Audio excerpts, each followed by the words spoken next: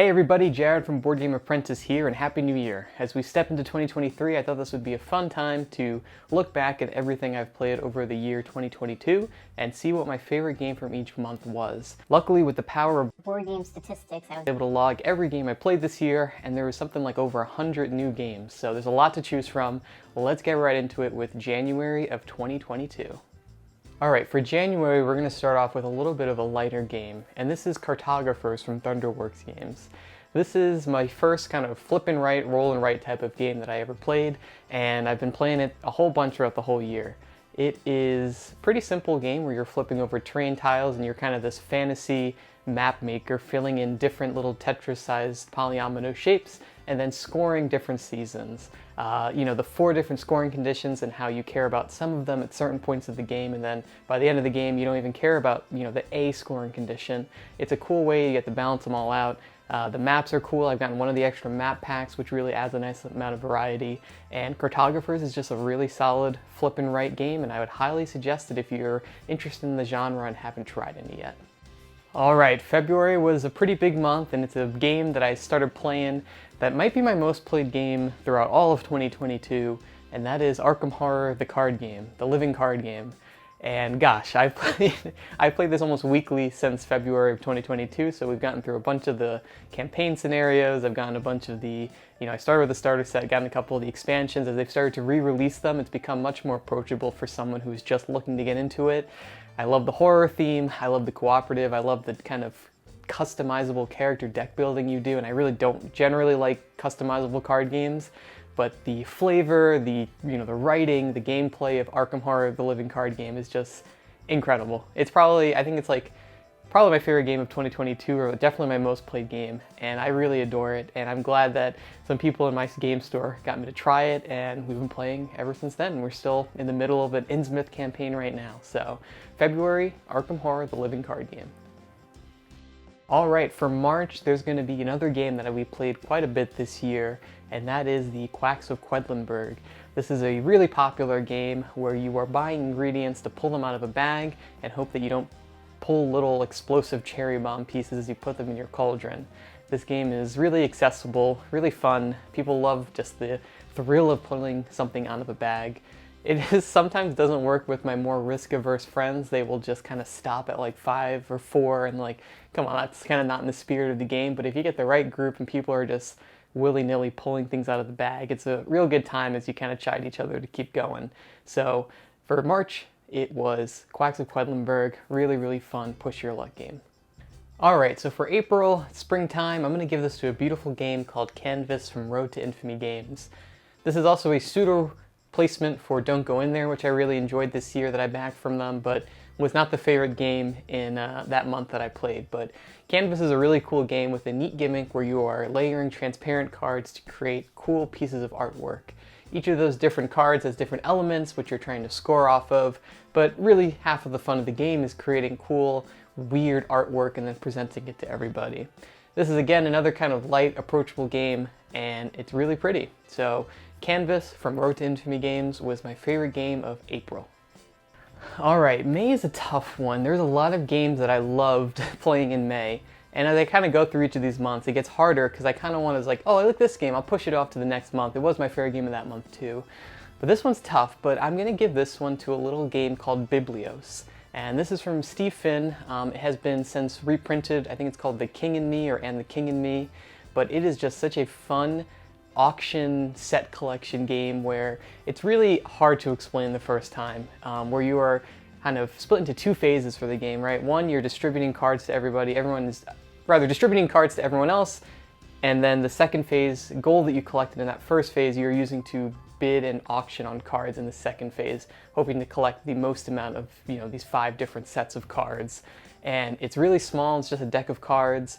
It's really portable, and once it clicks for people, it is just a ton of fun. It's like 15 to 30 minutes. It's such a nice, quick game. It's one that I always travel with. So for May, I'm gonna have to give it to Biblios. Really love Steve Finn's designs too. I've picked up a couple of his other games, but Biblios I just really fell in love with like the first play of it. So for May, that is gonna be Biblios.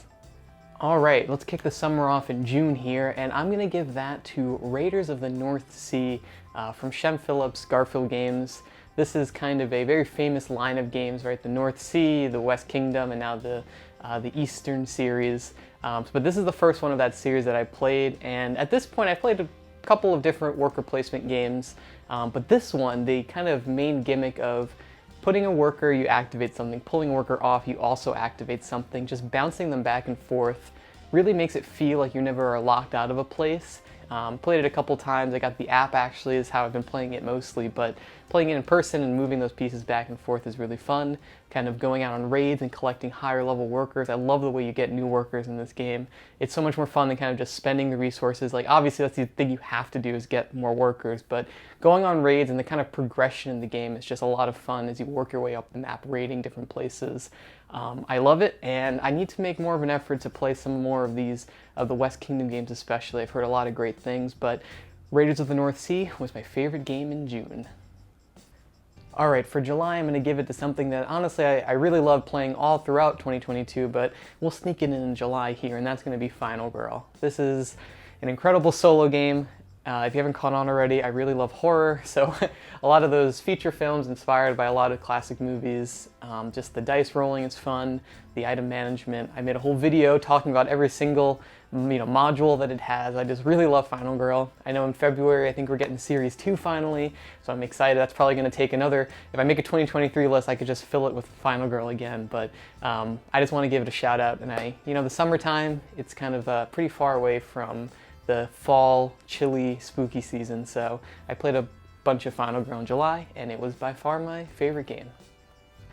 Alright, for August, it's time to address the kind of elephant-sized bird in the room, and that's going to be Wingspan. I finally, alright, a lot has been said about this game, but it really is a really solid engine-building, bird-building game that has just been a hit with everyone I've played it with.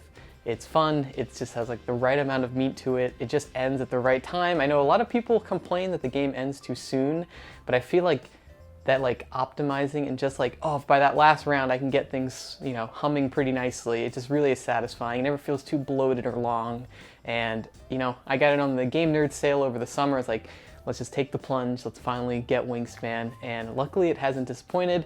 I just got the European expansion, so I'm excited to add some more birds and those bonus tiles in, but really solid game, and it's one that I'm always happy to show off to people and always goes over well. So for August, I'm going to give that to Wingspan. Alright, so for September, I'm actually going to give this to a game on Board Game Arena. I've been playing games on there throughout the whole year, usually just to test the waters, try it out, but when Ticket to Ride got added onto Board Game Arena, I binged really hard, like a dozen games a day for like a week or two, and aside from Ticket to Ride being a famous game, it's a great game, I enjoyed the digital gameplay of it a lot more, and I think that's because I played with people who are incredible at Ticket to Ride. You see this kind of basic set collection game and you don't think there's too much to it, but playing with a lot of people and a lot of people who are more skilled at it, I think reveals a lot of those complexities and intricacies of something as simple as Ticket to Ride. And this is a little bit more of an esoteric thought, I guess, but it goes to show you that how many games have layers and layers of strategy and nuance that without playing it a dozen times that you don't even start to scratch the surface of it. And so I appreciate Ticket to Ride being on there and being able to play against so many people. It was really fun. I still play it every so often, but for a few weeks there I was just knee-deep, no, not even neck deep in playing Ticket to Ride all the time on my phone and on Board Game Arena, so I'm going to give September to Ticket to Ride on BGA specifically. Alright, so this year in October we got married, so we did not have a lot of time for board games. Although when we were in Hawaii I did stop at a game store, which is where I got this cool shirt. But my most memorable or favorite game experience in 2022 is going to go to after our wedding and the after party. My friend had brought One Night Ultimate Werewolf, and we played a couple rounds of that with our bridal party and some of our guests. And it was just a really fun, cool experience. Everyone has a lot of that stress after the wedding kind of melting off, and playing a silly social deduction game like that was just a ton of fun. And so that was just a really good memory. And so my favorite game I played in October was One Night Ultimate Werewolf. Alright, November is a crowded month. This is a post-wedding game binge. After being busy in September and October, I played a mountain of games in November. But this is actually going to go to a game that is new in 2022, and that is Trekking Through History. Now this is the third or fourth game in the Trekking franchise of games, and this is the first one I played. But this one particularly caught my interest because of the historical theme, and because it had a lot of good buzz as it was coming out. So this game is a kind of card management set collection kind of game. It's pretty unique, where you kind of have a track where you get to spend a certain amount of time to take a card, and each card has a different year and historical event on it. And you're trying to collect cards in a set that is going to go from the earliest year to the latest year to score the most amount of points. In addition to that, every round of the game you're kind of filling out this itinerary card where you're selecting or collecting different tokens from different types of events that you visit. So there's a really cool kind of selection of when you take those cards. There is a cool module where you can add a little bit of complexity to each round if you want to, or leave it out if you're playing with people who are a little less familiar with games. And the art's beautiful, the facts on the back of the cards is cool. It is just a really beautiful, approachable game, and it is really solid. So for November, in a crowded month, I'm going to give it to Trekking Through History. December. So December might be the month with the most amount of new games. Between holidays, between Christmas games, between PAX Unplugged, I played a boatload of new games in December, so it was really hard to pin down one that I enjoyed the most. But this is going to go to a game that is really hot right now, and that's going to be Heat, Pedal to the Metal, another Days of Wonder game, Ticket to Ride being the other one. And it's, very hyped right now, a lot of hotness around it. It's really solid. It is a great racing game. The production's beautiful, the actual mechanic, the kind of pseudo deck building hand management that you're doing of trying to go fast but not overheat your engine and gunk up your deck with those dead heat cards, but also certain cards needing heat to be spent to actually do stuff. It is a very cool mechanic. It's a really solid game. I unfortunately have not been able to track it down yet, but a couple of my friends have it, so we haven't even played through all the modules yet, so I'm really excited to see how far Heat how much Heat has to offer in that box. But it is a really, really fun game, and in another crowded month, it was my most enjoyed game of December of 2022. Alright, so there you have it, my favorite games from each month in 2022. And this was not a very fun list to make, honestly. I played a lot of awesome games every month of the year. I could have easily swapped out and made a whole second list of my second favorite games of every month. But to narrow it down, it was fun to reflect, see what I enjoyed the most, and kind of help guide me going into 2023 of what other games might be worth seeking out based on what I've kind of started to like. This is my first full year into the really, hardcore board game playing, so I had a chance to play a lot of classic games, a lot of games to kind of flesh out kind of what I like, and this list was the result of that. I think if I had to give an overall favorite game I've been playing in 2022, it's going to go to Arkham Horror, the card game. I play it with a group of my friends, and it's just a ton of fun. The story aspect, the co-op aspect, I just really love Arkham Horror, the card game. But again, so many great games this year, and I look forward to a lot of great experiences in 2023. But I hope you guys have a very happy new year. I hope you play a lot of great games. Let me know what your favorite 2022 game was and what you're looking forward to in 2023. Again, guys, thank you for watching, and I will see you on the other side of the new year. Thanks for watching the video. If you enjoyed it, consider giving it a thumbs up and subscribing for more videos like this. I also have a Twitter and Instagram where I post thoughts and photos of games I'm playing throughout the week, and I hope to see you there. Thanks again for watching, and I'll see you next time.